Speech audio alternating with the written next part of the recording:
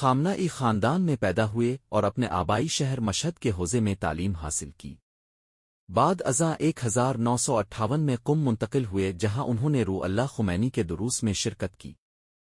خامنہ-ای ایران کے شاہ محمد رضا پہلوی کی مخالفت میں سرگرم ہوئے اور شاہی حکومت نے انہیں 6 مرتبہ گرفتار کیا بعد ازاں 3 برس کے لیے جلا وطن کر دیا۔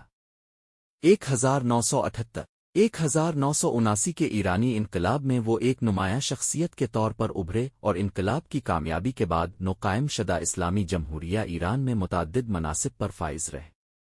انقلاب کے بعد وہ ایک قاتلانہ حملے کا نشانہ بھی بنے جس کے نتیجے میں ان کا دایاں بازو مفلوج ہو گیا۔ بعد کے برسوں میں بھی اسرائیل کی جانب سے ان کے خلاف قتل کی دھمکیاں دی جاتی رہیں۔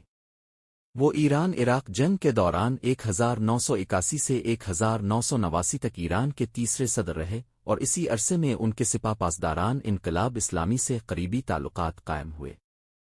1989 میں خمینی کی وفات کے بعد مجلس خبرگان رہبری نے انہیں سپریم لیڈر منتخب کیا۔ بطور سپریم لیڈر خامنہ-ای نے ایران کے جوہری پروگرام کی پرامن مقاصد کے لیے حمایت کی جبکہ فتویٰ جاری کر کے وسیع پیمانے پر تباہی پھیلانے والے ہتھیاروں کی تیاری کو حرام قرار دیا۔ انہوں نے ایران میں صنعتوں کی نجکاری کی حمایت کی اور تیل و گیس کے وسائل کے ذریعے ایران کو توانائی کی سپر پاور میں تبدیل کرنے کی کوشش کی۔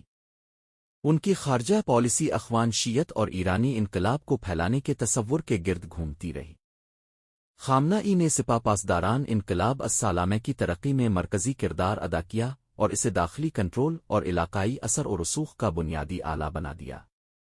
ان کے دور میں ایران نے محور مزاحمت اتحاد کی شام کی خانہ جنگی، عراق کی جنگ، یمن کی خانہ جنگی اور غزہ جنگ میں حمایت کی، نیز روس کی یوکرین جنگ میں بھی پشت پناہی کی۔ اسرائیل اور سعاونت کے سخت ناقد کے طور پر انہوں نے فلسطینیوں کی اسرائیل فلسطین تنازع میں حمایت کی۔ ان کی تقاریر میں اسرائیل کی